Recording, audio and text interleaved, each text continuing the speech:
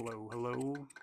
Going to be doing another video tutorial, a little bit more on the inlay side of things.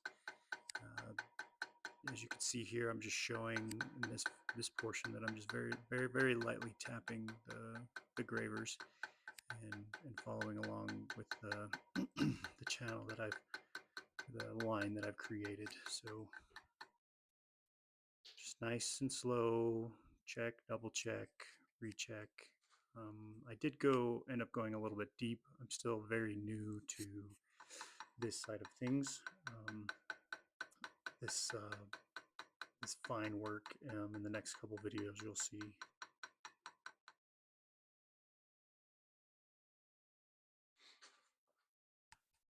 It's really just playing with the camera and a magnifying glass that I have that has a light on it. As you can see here, how tiny these channels are. The graver is less than a millimeter at the tip, and trying to get it to work through everything is really difficult. I ended up nixing the magnifying glass. As you can see, it just looks a lot cleaner, a lot better for the video footage. And the wire that I'm going to be using later on in this video is 0.5 millimeters, so it's half a millimeter wide. And as I said, I'm still learning this stuff. I ended up going a little bit wide or a little bit deep in some of these spots, so it made it more difficult than it should have been to get these inlays set. This is for the Liutrit sword that I've been working on. The actual sword does have brass and copper diamonds, but I couldn't get the brass to set inside with the copper, and so this was the next best thing. And this is kind of a trial and error for me, trying to figure out how to do all this stuff. Like I said, again, this is the first time that I've ever done any of this kind of work.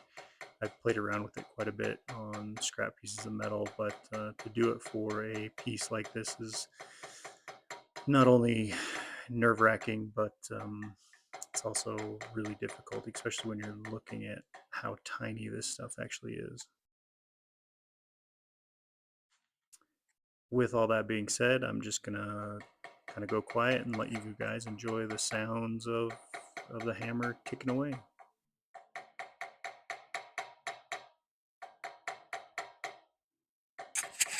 So as you watch and watch closely, I try to move the graver up and down some while maintaining pressure at the tip.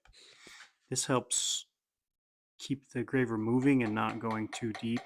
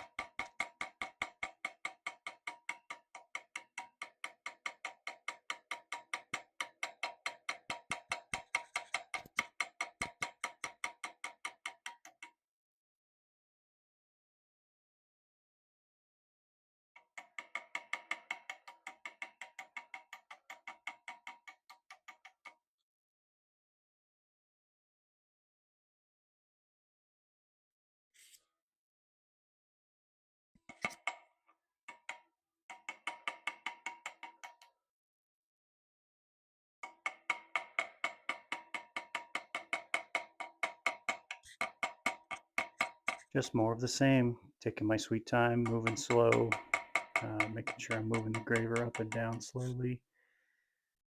As the graver gets dull, it tends to slip out like you just seen, and I usually don't record that, but it's a 45-degree angle at the tip of the graver, and these are just a bunch of chainsaw files that I turned into gravers.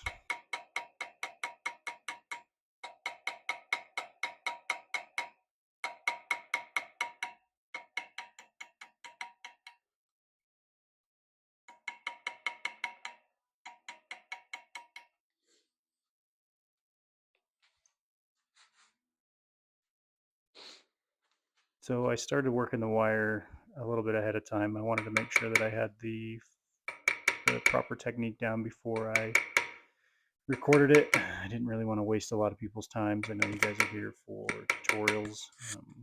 I'm still learning myself, but what you see me doing here is creating what's called the dovetail. And you essentially take your graver and angle it into the sidewall of the channel and tap it in, and it forms a little bit of a bump at the surface. That's kind of what you're going for. It means that the bottom of the channel is wider than the top, and the non-ferrous material, the brass wire, will sink into it and kind of mechanically seal into the channel. That's what's holding it into place.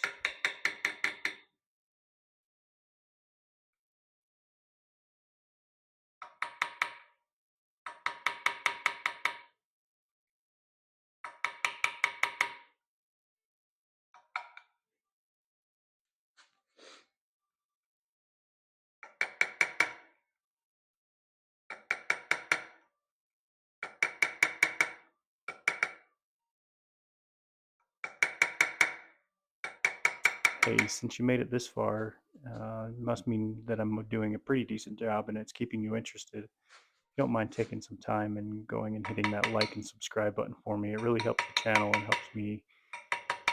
helps me out a lot too. And it's free, so plus the other cool part about it is if you don't end up enjoying the channel, you can always unsubscribe later.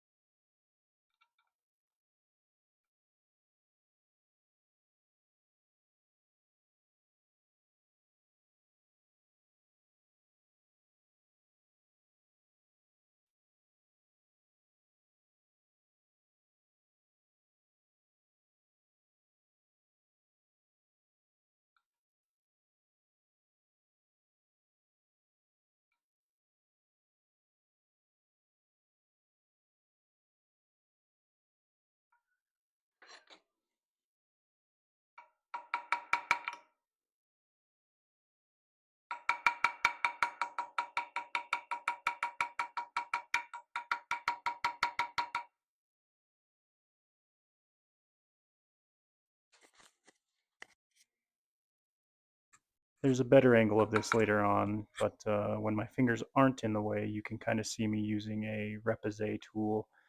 It's just polished on the one end and super smooth. It doesn't leave a whole lot of extra dents when you're hammering it in. I like to use it because it's a little bit more accurate. You can get in a little more closely to the material without damaging the lower guard around it, or the wrought iron around it. I didn't notice, but as you can see, that little piece popped up on the corner. I end up having to go back and fix that. You can kind of see me using the hammer here, just because using the tool over that X is kind of a pain in the butt. And I come back in over the top to really push the material down into those channels and into those dovetails, as I was explaining earlier.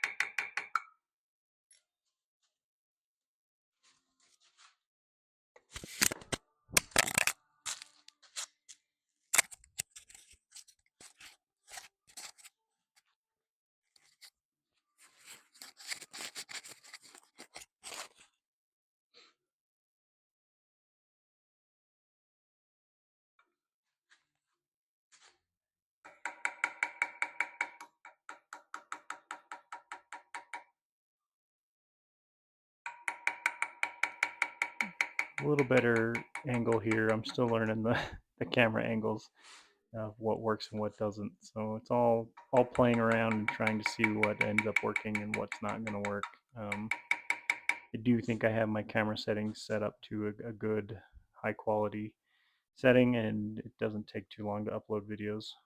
So you can kind of see here that repose tool in work. My fat finger was out of the way, but you can get the idea of what's going on with it.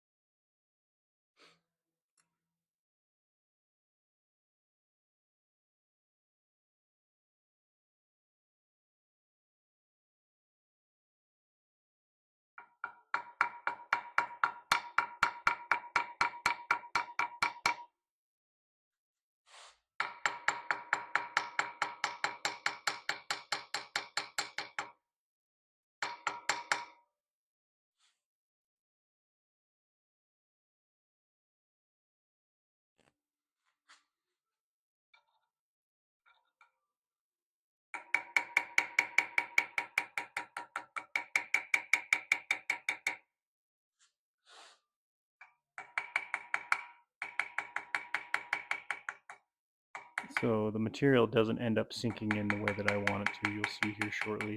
I ended up cutting it off with a pair of scissors and reworking the dovetail again, um, taking the time to make sure that everything is sinking in there the way that it's supposed to is ideal. See, I pull it up and it's just not, it shouldn't pull out that easily. So you cut it with the scissors. Stuff is super soft, and then I find my engraver tool and rework that dovetail again.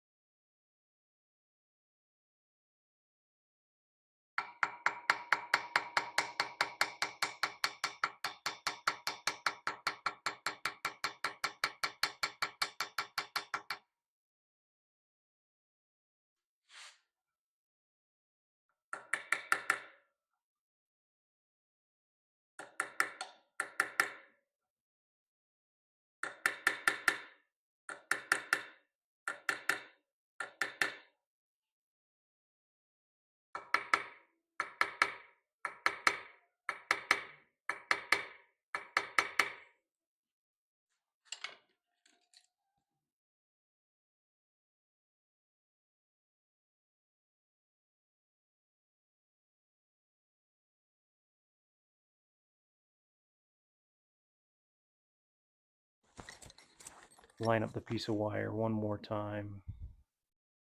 Make sure it's in there. Hold it in place with the repoussé tool. Tap it in there, and you'll see it hold much better on this go round.